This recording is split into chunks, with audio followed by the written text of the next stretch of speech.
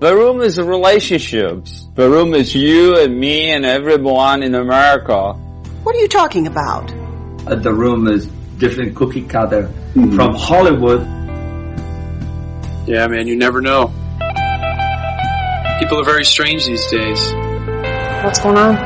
Welcome to The Room Minute. The podcast where we get obsessed with the cinematic classic The Room. 1 minute at a time. You have no idea what kind of trouble you're in here, do you? Why are you so hysterical? We always wanted people actually talk about it. I did not hit her. It's not true. It's bullshit. I did not hit her. I did not. Oh, hi, Mark. Oh, hi, Allison. Oh, hi, Rob. Oh, hi, listeners. We're here to talk about minute 57, in which Johnny tells the rest of an interesting story. Beginning with the fact that he had a $2,000 check which he couldn't cash because it was from an out-of-state bank, which sounded wrong to me in the 2000s, but apparently that is still a problem if you don't have a bank account of your own. You can deposit an out-of-state check. The thing that feels weird is that most banks aren't out-of-state anymore. Mm-hmm. They are national chains that are all connected together, so it's not as big a problem. Tommy, of course, came to San Francisco in the 70s, so we're talking about the 70s where if you had an out-of-state check, you're probably going to not be able to cash that for a while. Right. You might wait at least 10 business days for a bank to process that. In the meantime, it just sits there and you can't do anything. Well, and it used to all be they would have to the check would travel from the bank where he wouldn't be able to cash, you'd have to deposit it, but it would travel from that bank to the issuing bank, where now it's all electronic. Which is why you can deposit checks with your cell phone. Mm-hmm. But there would not have been cell phones in the 70s. Yeah, I learned that, speaking of depositing with your cell phone, now banks don't even keep checks unless you pay an extra fee to get them back. Mm-hmm. They will actually scan them and destroy them. Mm-hmm. His story continues. He was working as a busboy in a hotel, which makes him, how old do we think he might be? 60. I mean, the character at the time he was working as a busboy. Oh, working as a busboy? Yeah, not the actor. Oh. The character, mid-20s? Okay. I was thinking he could have been as young as like 16. Yeah. Maybe. 16, 17, 18. Probably 18 if he's traveling across state lines for whatever reason. We don't know why Johnny came to San Francisco. We do know that Lisa should have been about 14 to 16 years old when they met, depending on whether it was 5 or 7 years ago. So if Johnny was in his teens, it's not too big of an age difference. We just have to remember that Johnny and Tommy are not the same person, because Tommy is not 21 to 23 years old. Mm-hmm. He meets Lisa. She was sitting, drinking her coffee, and she was so beautiful. And I say hi to her. That's how we met. And Mark gets a really good burn with what's the interesting part. So what's the interesting part? What's the interesting part? And the interesting part is that on their first date, she paid for dinner. Well, the interesting part is that on our first date, she paid for dinner. Wow, how interesting. Well, continuing the theme of emasculation from the last several scenes, this teenage girl bought this possibly adult man his dinner. So yeah, he came to San Francisco to be a success, and the first thing that happens is some kid buys him food. It's not right. Well, and he doesn't say how long he's been in San Francisco when they meet, if he had been able to cash that $2,000 check, but he does say he's working at the hotel where he sees Lisa, right? It's at a hotel? Yeah. Like he has a job. Yeah, he tells the story like these things go together, which, considering the real story we were talking about last minute, is he came to San Francisco and within a few days he had a job at Fisherman's Wharf. So maybe he means this was just a few days later. And he's staying at the Y with like a little bit of cash that he had. And so maybe it happened really quick, in which case he came to San Francisco 5 to 7 years ago. Okay. And then became an expert banker who Old Man Donkey doesn't appreciate. I don't know how long it takes to be good at banking. I'm not good at capitalism. It can't be very hard. I mean, you look at the people who are doing it, you're like, yeah. I had a 4.0 in college until I had to take an econ class, you know. Buy low, sell high? That's economy, right? That's finance. So. That sounds like a stock market-y thing. Yeah. I did not take any economics course. Everything I know about the stock market I learned from the phone trading places And the end of that movie, I had to read an article online on how it was after years of not understanding exactly what they did. I just knew it was awesome. Yeah. 102 men for 108 goals.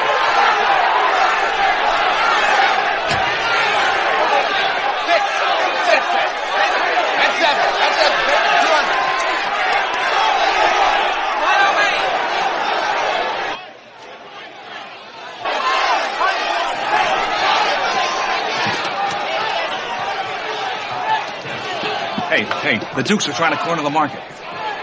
They know something. I can feel it. Let's get in on it. 200, take them. 200. Move. Not yet. Almost. 220, take them. 209. Yeah, got them. 140. Hey, Now. South on in April of 142!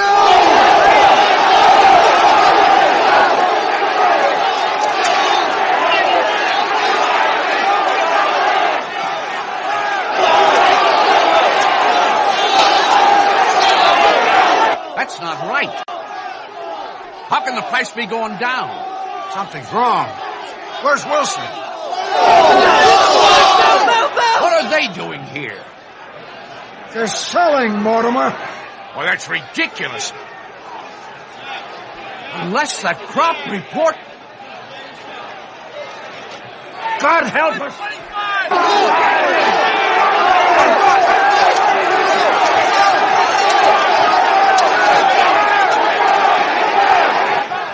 I told you we shouldn't have committed everything, you asshole! I gotta get Wilson and tell him to sell!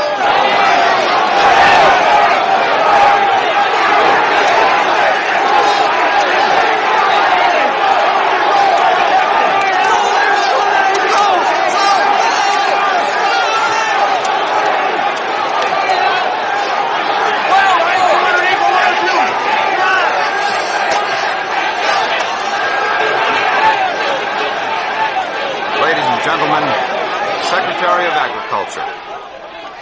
And I'm guessing even after reading the article, it still didn't make. You buy things. 100%. I actually, when I was a teenager-ish, I bought, or maybe younger, I bought a board game at a yard sale that was called, I think it was called Executive Decision. I might be confusing it with the Kurt Russell film. But it was this game where you're basically the stock, like buying stocks. And it was really realistic in how like everyone had to say what they're going to buy stocks for. And then based on that, prices were actually set. So whether your price, like your offer was above that or not, decided whether you could buy any. And it was like working kind of like how I think the stock market works. I don't know. Maybe the game was completely wrong. And so it was really complicated and I didn't like it. And no one ever played the game with me. That's a very interesting story. Yeah. Thank you. You caught on that one, Sean. See, the interesting part is when I threw the game away, I didn't have to play it anymore. Cool story, bro. Oh man, that was the best. Just the best. Yeah. Then what happened? What do you mean? I mean, what happened? What do you mean what happened? That's the end. Johnny, of course, he gets up for some reason, stands, and then sits on the back of the couch. And a headline, Allison, from the script, it says Johnny walks over to the kitchen as Peter and Mark shake their head. There's no kitchen here, right? We've established this. I assume there's a kitchen somewhere. No, there's just an alcohol and chair room. Alcohol and chair storage. Yeah. The alcohol and chair room. Maybe that's what they call the kitchen. He's going to cook up some drinks. Yeah, in my notes, I'm like, I could nitpick that the script refers to Peter and Mark as having a singular head, but I'm more alarmed that the chair and alcohol room might be supposed to be a kitchen, because I don't think that's being very clear. And we get the DP, we've already established this is Graham Fuderfoss's last day as the second director of photography, after the previous one had quit, and the third one does last until the end of the shoot, essentially. But he's showing off. He does some weird shots as Lisa arrives. He does a downward angle on Mark in the chair. Mm-hmm. And then a close shot from behind Mark, which is like unlike anything we've gotten in the entire movie. And then he gets us a nice close shot on Lisa, in which she does look accurately at where Mark would be, but when she looks at what should be Peter, she is looking in a wrong direction entirely, because the couch and chairs, of course, move from scene to scene. Also, I noted Lisa got her hair done. So there's that.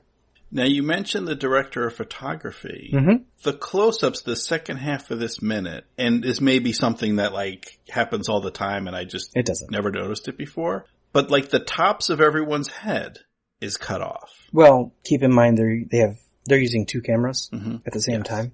At the same that are time. right next to each other. Mm-hmm. So you can only really frame your shot in one or the other, I would think. So not knowing what they were going to eventually use to make their movie, maybe he just was framing it through the wrong one. Okay, that makes sense. Yeah, because it's not too weird or too bad as I'm watching it on my computer screen, but I can imagine being in a theater with a large theater, movie theater screen where you've got 30 feet of face. Yeah. And yet you're still cutting off like halfway through the forehead, the tops of everyone's head. I'm not sure if the audience cares because they're in focus. They are in focus. Which some close-ups and other things in this film have not been. Yeah. Again, because of the 2 camera problem. Mm-hmm. So this is fairly well done for what they're doing. And it's one of the only scenes I think that does this. Okay. And it was deliberate. It was because, as I said, this is like one of the longest scenes in the film. It started about the midpoint and it's kind of setting up where everything is going to go from here. Introducing us to Peter. Reintroducing Denny because we haven't seen him in a little while. Yeah, Denny. He's been out digging holes and stuff, I'm sure. Setting up kill rooms or whatever it is killers do. He's got a basement somewhere. Yeah. So this kitchen, must be pretty far away. No. Well, because Johnny knew Lisa was coming. I mean, he just said, we can't start playing cards because... You guys want to play cards? No, we can't. I expect Lisa any minute. My gambling addict fiancé is going to be home That's a good soon. point, yeah. But he doesn't hear the door opening and people coming in. Well, you missed this, but a few minutes ago, we weren't sure he heard the doorbell either. Peter had to ask him if he heard it. Did you hear the door? And it was quite loud. Yeah. So maybe he just got a hearing problem. Because he doesn't immediately run into the room and say hi to Lisa. Right. Which he should, as her future husband. Well, especially if he's concerned that she may change her mind. He's going to let her be in a room with 3 men? I don't think so. Yeah. I was just going to say, I note that Lisa is really bad at having an affair. I like that you paused it. Bad. She's just bad. Well, because, Mark is playing it cool. And he's like, oh, yeah, all right, Lisa, whatever. You're here. Hey, guys. What's going on? Oh, hey, Lisa. Hi, Lisa. That's nice, or whatever. I don't care. And then she's all looking him up and down oh, where are you going? why don't you hang around, sonny boy? And maybe it's just because Johnny isn't in the room, but Peter's there. Denny's there. The detective is there. Johnny could be walking in any moment. Play it cool. Unless she wants to get caught. Because the whole thing with Mark. I think that's part of it. Yeah. Because she has already told her mother. Yes, she did tell her She has already told Michelle. Michelle even figured out who specifically she's been with. Mm-hmm. As far as we know, she was just out with Denny. They probably had a whole conversation about it we missed. She be having an affair with Denny as well. I think, she wants to be caught because the wedding is happening I think they said at the end of the month, which would be right around Beta Breakers actually.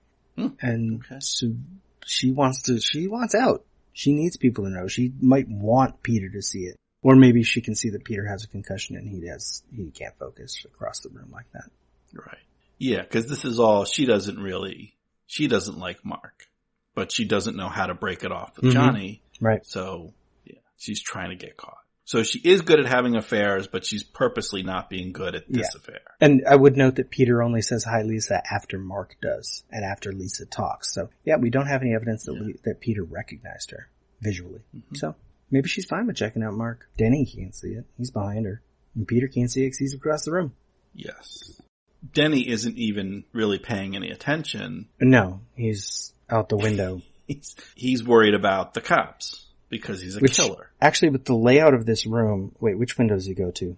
I don't have the scene up. Does he go to the window to the left of the door or the right of the door? The right of the door. Okay, because you know what's out that window. Well, our right. Right, that's what I mean. His left. That window? Yeah. So to the... Would be the chair and alcohol storage room. Out the window? This room has windows on 3 sides. It doesn't make any geographic sense. And that side of the room is the wall where the door to the quote-unquote kitchen is. Yeah, that's the direction where Johnny left. Yeah, he's checking out Johnny. So maybe Denny sees that she's looking at Mark. Oh. Like, where's Johnny go? Is he outside? And he's looking, he's in the chair and alcohol storage room. Yeah. So he did see it, and he's like, well, Johnny should be here to see this. What's he See, doing? this is actually some insightful, because in my notes, I'm like, Denny looks out the window for some reason, and I assume it was just Sandy Chaclair fucking around with his directions, because he does that. He makes him sit on a floor in a later scene just because he thought it'd be interesting to shoot them sitting on the floor. But no, I think it's Denny is looking for Johnny, and he knows the only place he could go is up the stairs or into the alcohol and chair storage room, which is right out that window. Okay. Because that's how windows work. Yeah, because he doesn't want to be the messenger. He doesn't want to have to tell his friend, "Hey, Lisa's stepping out on you." He's like, we were trying to get here. But he should know. He's like, you should be here to see this. Yeah, Lisa's in here checking out Mark, and this isn't right. It's not right. And Peter's not going to do anything about it because he's busy playing detective. He's busy with his concussion. Or, alternatively, Denny is looking out the window to see if there's cops on stakeout because he's like, oh no, the detective's here. They're on to me. Oh, you think Denny knows he made Pete? Yeah. He's like, oh no, Peter's here. Okay. Yeah. So that was my first thought when he peeks out kind of pulls the curtain aside a bit and peeks out the window, is I'm like, yeah, he's worried about. He's looking for the cops. He's looking for the cops. Are we being followed? What's going on? Or to see if they've dug up the body in the yard. It's like, I shouldn't have put that one so close. Exactly. But that's before I heard about that's where the chair and alcohol room is. Yeah, this room is confusing. It's a very small rectangle with windows on three sides, a fireplace that cuts off one corner, and a couch and chairs that move.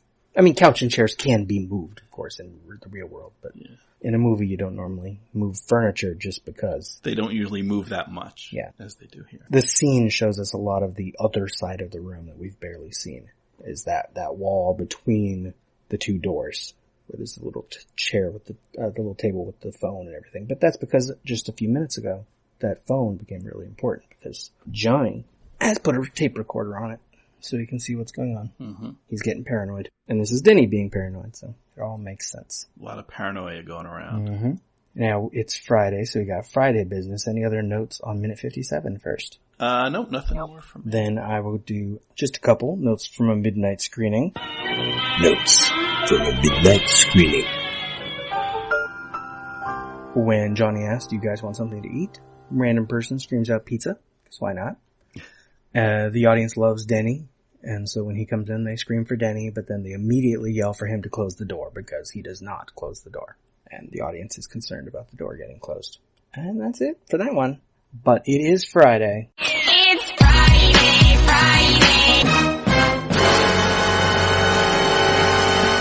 I know it. It all sounds like some bad movie.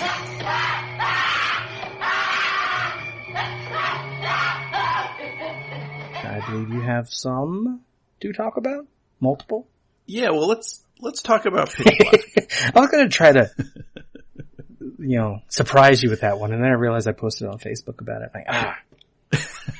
Yeah. So, the last time, or maybe the last time or the time before, I don't know, one of the times I was on the podcast and I talked about a movie that I thought was good, that I was surprised to find out is widely considered by at least some to be bad. Which one? And that was Half-Baked. Okay. So I've decided I'm going to flip it and talk about a movie that I thought was absolutely horrible, like irredeemably bad, and then I was surprised to find out a lot of people consider it as good. Are you confusing it perhaps with Chronicles of Riddick?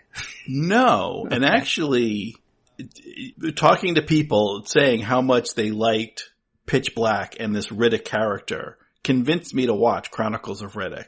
And I watched it and I thought, okay, it's not good, but it's not as bad as Pitch Black. Interesting.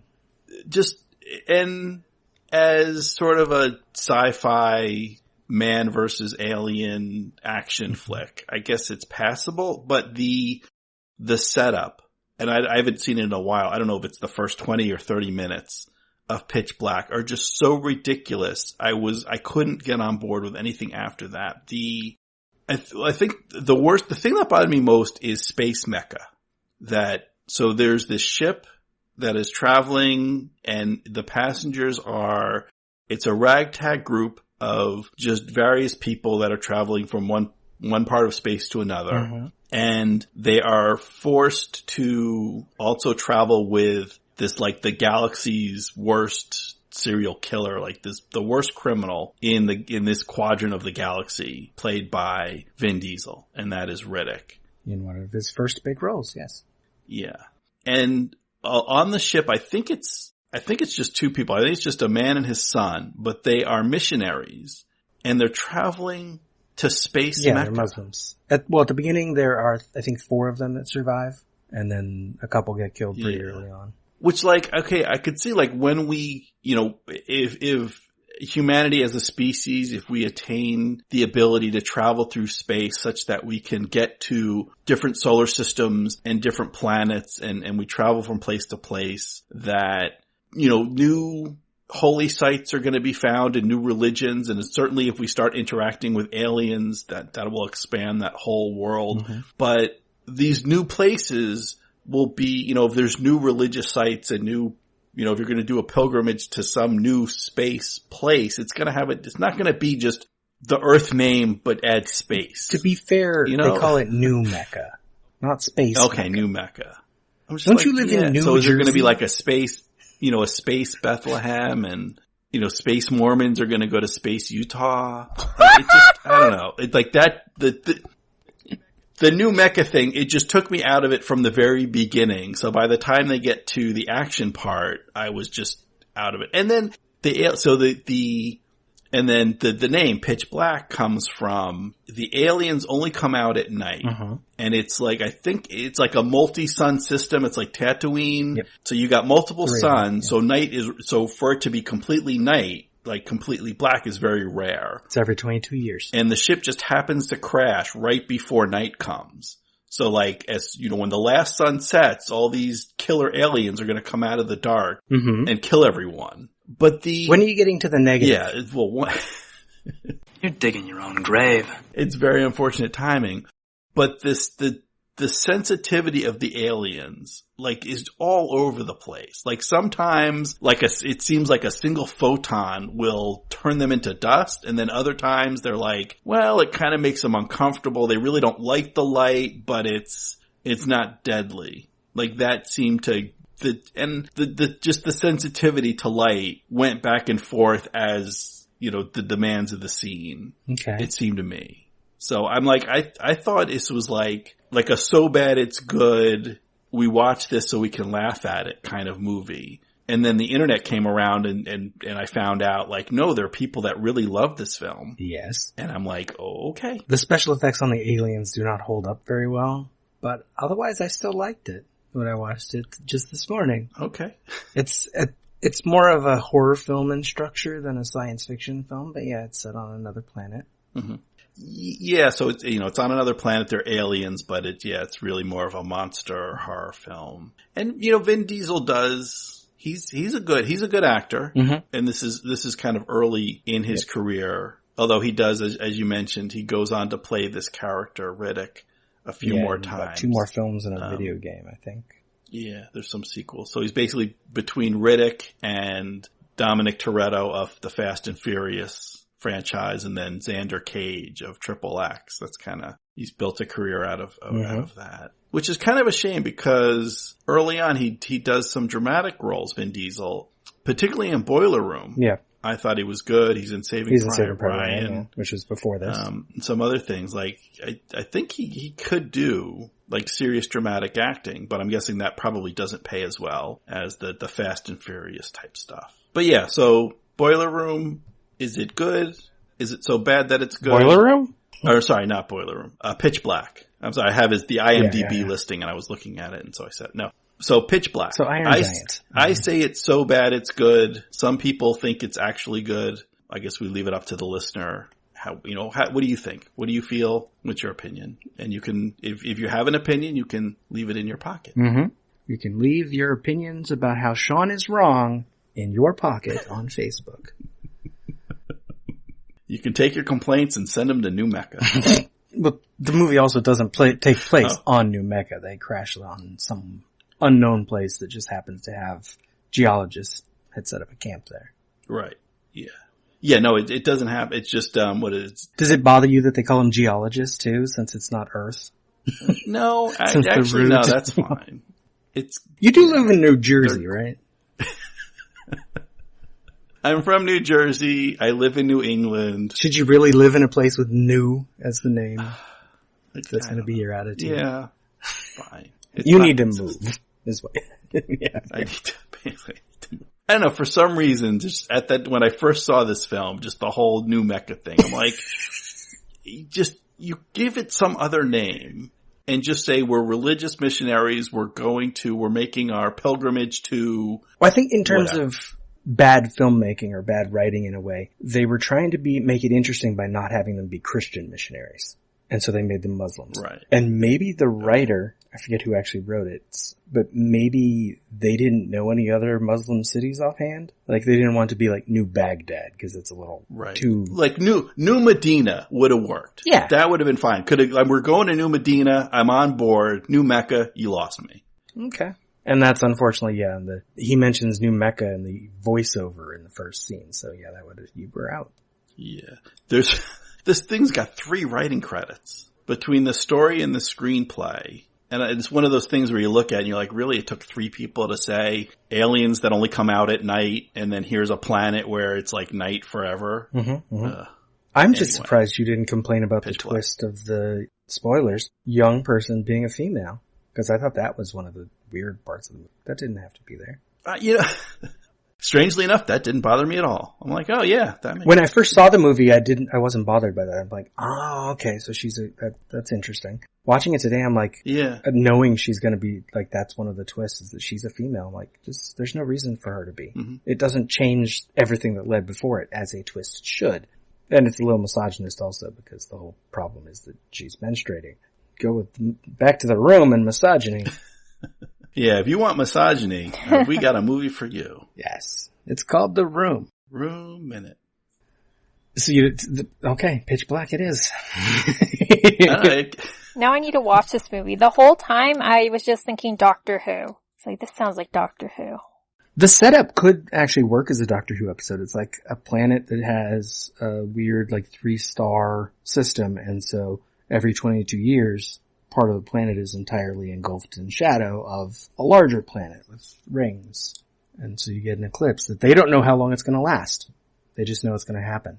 And then it starts to happen right when they already are on a deadline. Well, there is some build up to, like, hints that, oh my God, they crash on this planet and there's a settlement, or there were scientists studying and something happened to them, and a settlement with no one alive. They don't know what, they have to figure it out, and then they find out what it was. And I mean, as a film, like, the structure isn't bad. So you admit you like it.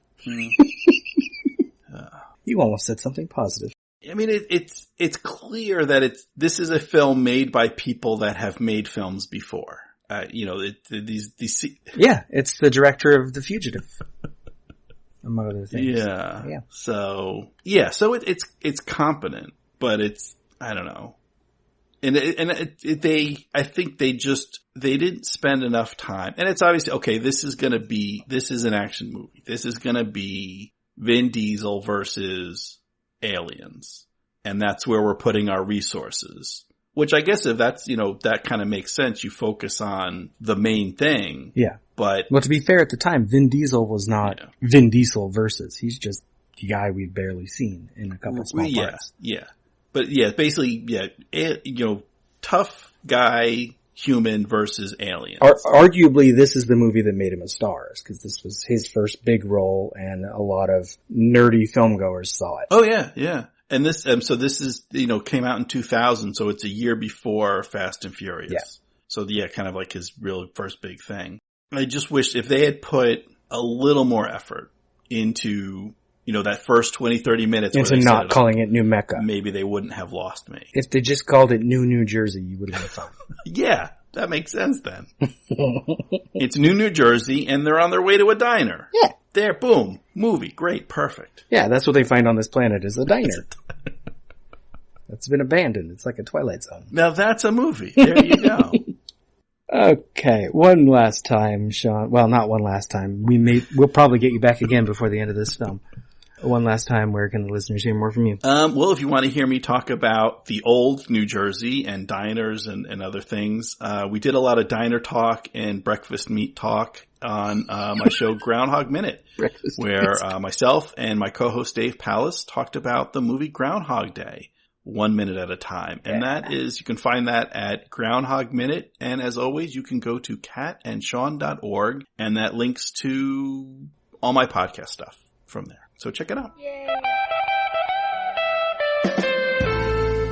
So there's nothing wrong when people make fun of the project, in this case, The Room. The Room Minute is a production of Lemming Drops Studio. You can find more content at lemmingdrops.com. Follow The Room Minute on all the obvious social media. If you've got any stupid comments after the show, you can leave them in your pocket on Facebook. If you like what you hear, throw us a rating and a review on your podcatcher of choice. Thank you for listening, and remember, if a lot of people loved each other, the world would be a better place to live. Leave us!